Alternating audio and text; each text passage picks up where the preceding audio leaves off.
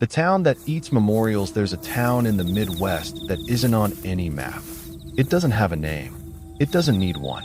You only find it when you're grieving. It's not superstition. It's not a myth told in diners. It's something worse. Something true. You don't find it on purpose. It finds you. You're driving somewhere familiar after someone close to you dies. Your parent, your child, your lover. And a wrong turn opens in the road like a wound. A turn that shouldn't exist. Sometimes it's a gravel path. Sometimes a tunnel. Sometimes a road that looks like it's made of scabs. But always, it leads to that town. I made the turn 2 years ago, after my sister died in a fire. I don't even remember turning the wheel. 1 minute I was crying on the interstate. Next I was driving past a dead cornfield. The sky was the wrong color. Not black, not blue. More like the color behind your eyelids when you're about to faint. There were no signs. No gas stations. Just silence. Then, out of nowhere, a wooden placard nailed to a splintering post. You may rest here if you cannot go on. And beyond that? A town. No people. Just motionless houses leaning into each other like drunks. Storefronts filled with dusty photos of strangers. Traffic lights blinking at intersections that hadn't seen cars in decades. I should have turned around. But something in my chest tugged forward, like a hook behind my heart. I parked on what used to be Main Street. I walked. The town was full of memorials. Shrines. Piles of toys. Photos warped by rain. Names carved into the sidewalk with broken keys. Stuff you'd find at crash sites or fences outside high schools after a tragedy. But older. Too many of them. Every few steps, another. None of them made sense. One was for a kid who drowned in 1951. Another for a woman who vanished in 1993.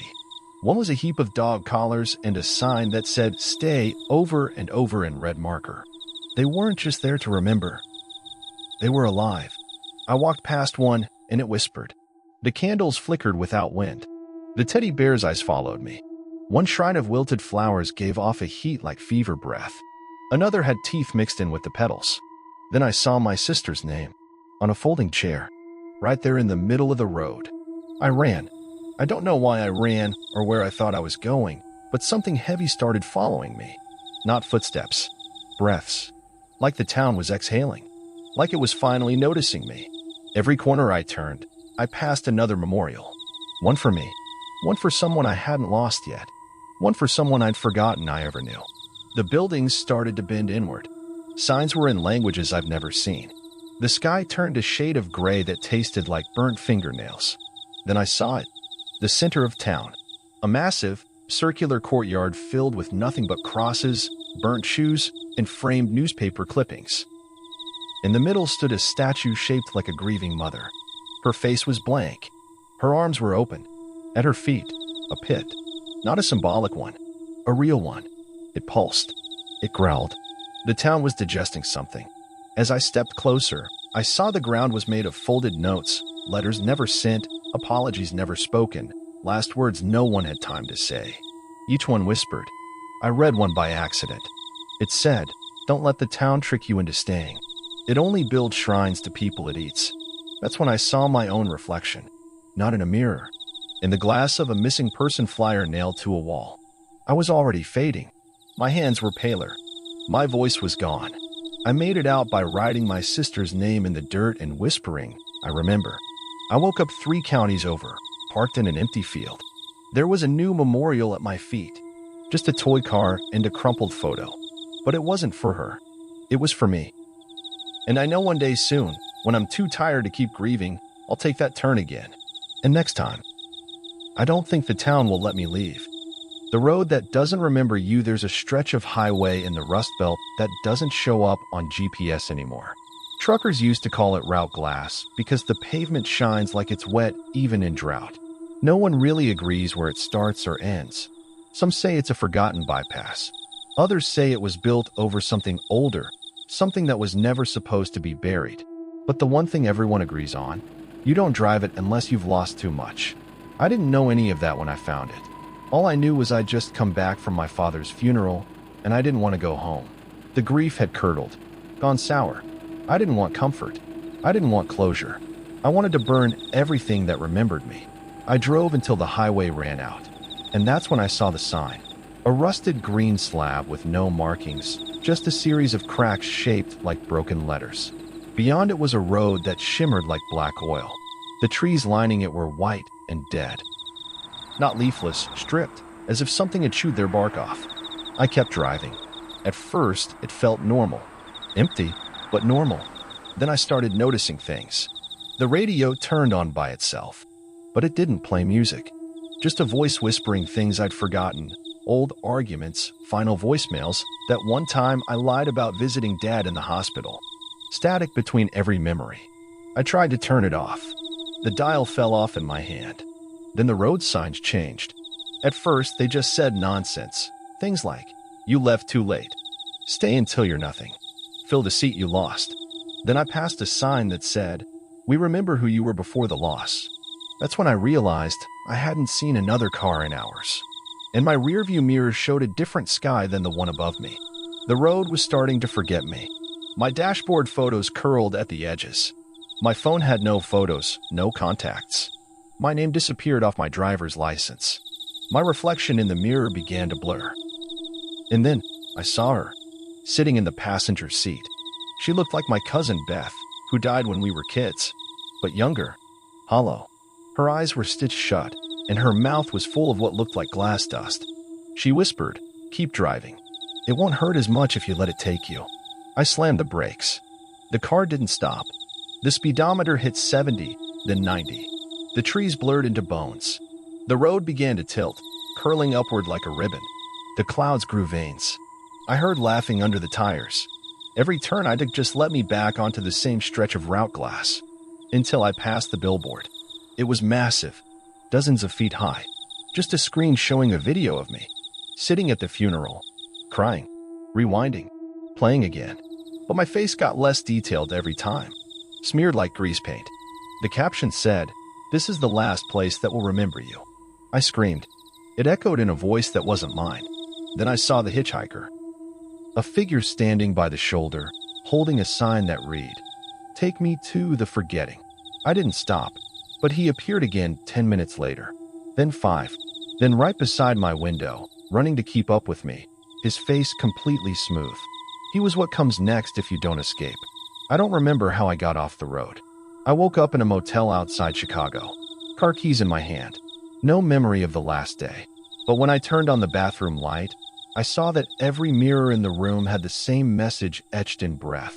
"We still remember you, but not for long." And now, every so often, I dream of the road. And in those dreams, I can't remember my own name.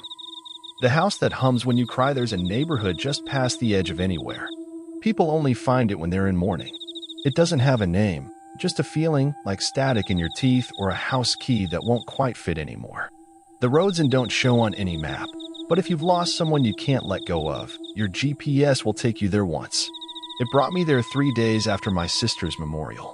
I don't remember typing in an address. Just remember my car turning right when it shouldn't have. One blink and the suburbs were gone. In their place, dead hydrangeas, silence thicker than snow, and houses that leaned too close to the road, like they were listening. That's when I saw it. The yellow house at the corner. It was like I remembered it from somewhere. Not a dream, not a place I'd ever lived, but close. Something from a fever memory or the backdrop of a photo I never took. It had peeling shutters, a swing that moved when the air didn't, and a mailbox that said, "Welcome home, stranger." I parked the car, got out, walked up to the door without thinking, and the second I stepped inside, I remembered her voice. Not a recording, not a hallucination. My sister, laughing in the next room. I followed the sound like a dog chasing a scent trail, through a kitchen too old to exist, past a hall where every picture frame showed me, but younger, sadder, sometimes with different eyes.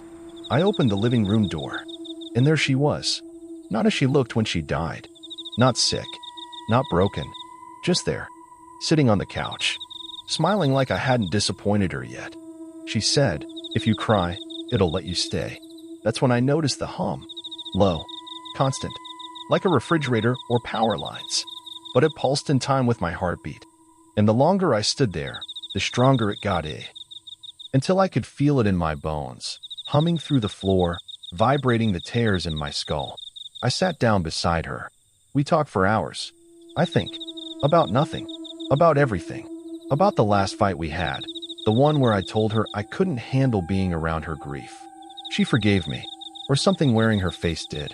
But when I stood up, she didn't follow. She said, "You can't take me with you. But you can leave something behind." The humming grew louder. That's when I noticed there were others in the house. Not visible, but watching. Through vents. Behind walls. Under the furniture. Grief-shaped things that fed on memories like moss fed on stone. They wanted me to stay. And all they needed was one thing. A cry. One real cry. Because once you cried in that house, you'd never stop. You'd live there forever. One of the others. Humming beneath the floorboards. I ran. Out the door. Down the steps. Into the street that wasn't on any map. My car was gone. In its place, a row of mailboxes, each with a name I recognized. My sister's, my father's, names of people I'd lost, and one with my name on it. I opened it.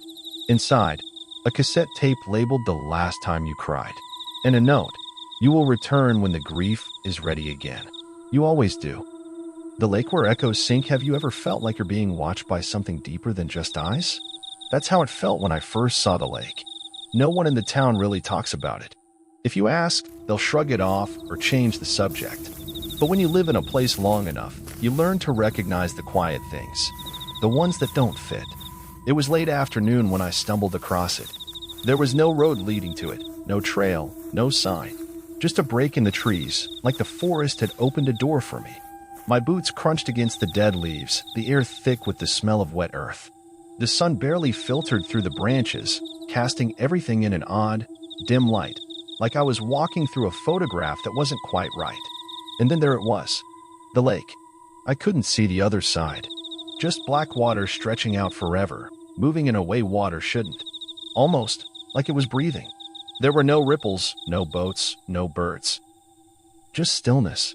But the moment I saw it, I felt that old, sick sensation of knowing that something was there. Watching. Waiting. I sat down at the edge, legs dangling over the water, unsure of why I was drawn to it. There was something calming about the quiet. But it wasn't a peace. No, it was a kind of stillness that pressed in, like the air had been sucked out of the world. I didn't know how long I'd been there, staring into the blackness, before I heard it. A whisper. At first, just a murmur. Too faint to catch. But then clearer. "We're still here." I turned my head. But there was nothing. The trees, the wind. Just the lake, stretching beneath me, swallowing the sky. The whisper came again. "You hear us, don't you?" I stared into the water, feeling my stomach tighten, heart racing.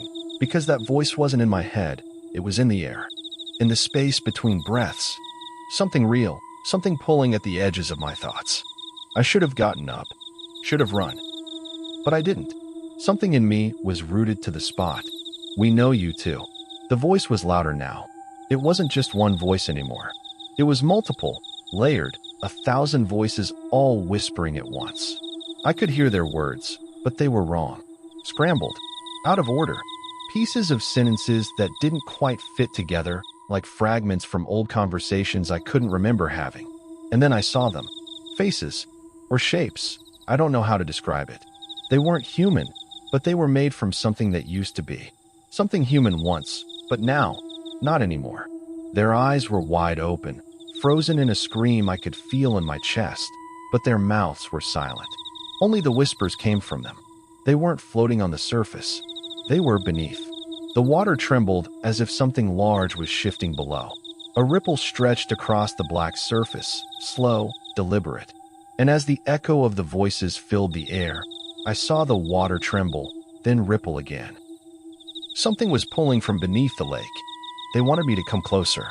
"Just look closer. You can see us. Just look closer." The whispers became insistent. They became urgent. The shapes in the water moved, swirling, rising like shadows made of darkness. But they didn't rise up fully. They stayed beneath, reaching, beckoning. I leaned in, compelled to see what was hidden, to understand why these voices were here, calling me into the depths of something I shouldn't have understood.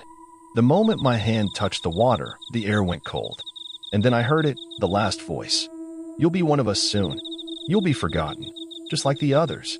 I pulled my hand back, stumbling to my feet. But it wasn't the lake that scared me. It was the silence that followed. The whispers stopped. The water stilled. And I realized, too late, that I hadn't heard the last of them. They were just waiting for me to leave, to step away from the edge. But when I stood up and turned back toward the trees, the world changed. The forest was different now, twisted. The trees leaned toward me, shadows that felt too close, too long. The ground under my feet was uneven, shifting, like the path I had come in on no longer existed. I had no memory of how I'd gotten here. I couldn't leave. The lake wasn't just a place, it was a trap. It wasn't just calling to me. It was waiting, and it always would be. The motel that charges by regret, I had never meant to stop at that motel. It was one of those places that only exist in the spaces between where you've been and where you're going. Hidden off the highway, just enough to make you question whether it's even real. But after hours of driving, tiredness seeping into my bones, the neon sign flickered in the distance like a distant warning, pulling me off the road. It was a glowing, sickly green, the kind of light that feels like it's been there too long. "Welcome to the Crossroads Motel," the sign said, cracked and worn like it had been screaming at the world for years. I could feel the tension in my body as I turned the wheel, the tires skimming the cracked asphalt. It didn't make sense to stay, but my eyes burned, my body was exhausted, and the need to sleep overtook everything else. I didn't have time to keep searching for somewhere better, so I pulled into the parking lot. The gravel crunched beneath my feet as I stepped out of the car, the faint smell of mildew and something sweeter in the air. The office door creaked open before I even knocked. A woman stood behind the counter, her face unreadable under the dim light. She had the look of someone who had lived 1,000 lives, but had forgotten most of them. "How long will you be staying?" she asked, her voice soft, but there was something off about it, a certain hollow quality. "Just one night," I said, the words coming out like an automatic response. She smiled, slow and strange. $1.50 for the night, but it might cost more than you think. I laughed, but it was a nervous laugh, the kind that you give when you're trying to brush off something that feels wrong. "I'm sure it'll be fine." She handed me a key. Room 23. The number didn't seem to have any particular meaning, but as I walked past her, I felt her eyes follow me. Her gaze was heavy, like it had been on me long before I arrived. The room was small, old. The wallpaper was peeling, the carpet worn down to the threads. A single bed sat in the center, its sheets rumpled, like it hadn't been changed in ages. A dim lamp sat on the nightstand next to the bed, flickering in time with the neon glow from outside. But it wasn't the room that unnerved me. It was the feeling that the place itself was watching, that it knew something about me, something I wasn't ready to face. I lay down on the bed, my eyes closing almost against my will. My head was heavy with the exhaustion of the road, the long hours spent in isolation, chasing a place I thought I was supposed to be. But as sleep crept over me, I felt a pressure in the room, like the air was getting thicker, heavier. The longer I lay there, the more it felt like I wasn't alone. I opened my eyes. The room wasn't the same. The walls were closer now. The bed was smaller, and there were people standing around me. At first, I thought I was dreaming, but the fear that jolted through me told me this wasn't a dream. They were just standing there, staring at me. Faces I didn't recognize. But there was something about them, something I could feel in my gut, a slow understanding that these people knew me. They knew me better than I knew myself. One of them, a man with hollow eyes and cracked skin, spoke. His voice was soft, almost too soft, like a whisper meant for only my ears. "Do you regret anything?" he asked, his eyes boring into mine. I didn't answer right away because I didn't know how. I thought about the years I had wasted, the paths I hadn't taken, the mistakes that followed me, trailing behind me like the scent of smoke after a fire. Regret was a constant companion. I started, but the words caught in my throat. "You have to pay for what you've done," the woman beside him said, her voice like breaking glass. "Everyone does." And then it hit me. The price of staying at this motel wasn't money. It was something else. The man's smile stretched wider, impossibly wide, as his hand reached out toward me. "You'll pay in the way you can and do," he whispered. "It's the cost of staying." I backed away, but I couldn't move fast enough. Their eyes never left me, and the longer I looked, the more I felt the weight of everything I had done. Everything I hadn't done. The failures. The dreams I abandoned. The people I had hurt. They weren't just looking at me. They were watching my regret unfold, piece by piece. My heart began to race as I realized I couldn't escape them. They weren't real. They weren't human. But they knew me. They knew everything. I tried to scream, but the words came out wrong, twisted in my throat, strangled by the growing pressure around me. And then, I heard it again. The woman's voice, low and final. "You'll leave, but you'll never forget." The next thing I knew, I was standing outside. The gravel beneath my feet felt too solid, too real. The motel behind me was just a building again, the windows dark and empty, the neon sign flickering weakly in the distance. But I knew something had changed. Something felt different. I couldn't shake the feeling that the price hadn't been paid yet, that I hadn't really left. I don't know what it was that they wanted from me. I don't know if they took something I didn't realize I had. But I couldn't bring myself to look back at that place again. Not until the next time I drive through. Because I know I'll find it again. I always do. Title: The exit behind your eyes. You ever drive a stretch of road so long and flat and empty that your mind starts playing tricks on you? Like the trees shift when you're not looking, or the sky flickers for just a second too long. That was me 3 nights ago, somewhere between Nevada and a part of Utah that doesn't show up on most GPS maps. I wasn't supposed to be out there. No one is. But I was following someone. Or maybe something. It started with a voicemail. No caller ID. Just static and a single sentence whispered so close to the mic it felt like breath on my neck. "You left the door open." I didn't know what it meant. I still don't. But it didn't feel like a metaphor. Ever since I got it, I started seeing someone in the rear view. No matter where I was, day or night, a few car lengths behind. Always a gray sedan. Never passed me. Never fell behind. Just stayed. Sometimes I saw a figure in the driver's seat. Sometimes I didn't. Once, I swear I saw the car filled with water, like it was driving from the bottom of a lake. That's why I left. I got in my car and drove. No destination, just away. Until I found the road. It didn't have a name. Just an old exit ramp with a rusted sign that said sanction. No state, no town. The ramp dipped into the earth like a scar. And the further I drove, the less real it felt. The moon followed me, but wrong. It blinked once. I swear to God. Blinked. The radio would only play breathing. My GPS spun like it was trying to chew through the dashboard. And then the road began to curve down. Down and down. It didn't stop. The world outside the windows became smeared light and wet concrete, like a tunnel that didn't end. Eventually, even the sky disappeared. My headlights stopped reaching anything. The shadows stopped behaving. And still, I saw that gray sedan in the mirror. At some point, I passed signs that said things like, "Do not remember, exit behind your eyes, he'll be there again." Eventually, I hit a gate. Just standing there. A rusted metal barricade in the middle of nothing. There was no man, no toll, but a tape recorder sat on the ground, blinking red. I pressed play. It said my name, my real one, the one no one should know. Then, "Come home. We've built a space for you." I didn't want to move forward, but I didn't want to go back either. That's when I noticed the passenger seat. It wasn't empty. I don't know how long he'd been there, but he was wet, dripping onto the upholstery. His face looked like mine, but his eyes weren't right. And when he spoke, it wasn't in sound. It was in pressure, like something was pushing the words through my skull. He said, "This is where the echoes come from." I drove through the gate. Everything stopped. No road, no sky, just noise. A flood of screams and whispers and sobbing, all layered on top of each other until it became static. And in that static, I saw everything I had forgotten. Every bad decision. Every time I ignored a knock at the door. Every dream I told myself wasn't real. And then I saw the other me, drenched, smiling, teeth too sharp. He opened his mouth, and the sound pulled me inside. I woke up on the side of the road this morning. My car was out of gas, but the seat was still wet. And in my mirror, that damn gray sedan is still there. Title: Highway of Whispers. I was supposed to be asleep. That was the rule.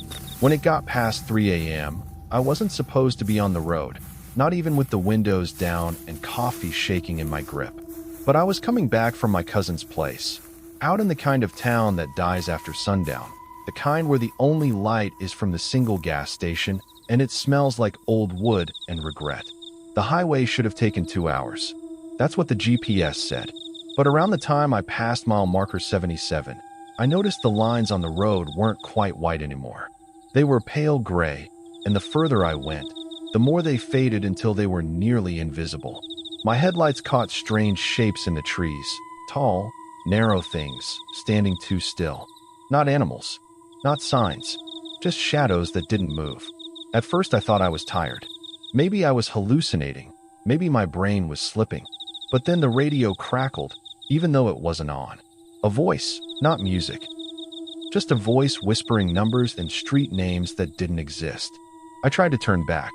That's when I noticed there were no exits. No lights. No cars. The road had gone silent. The GPS lost signal. My phone screen cracked down the center.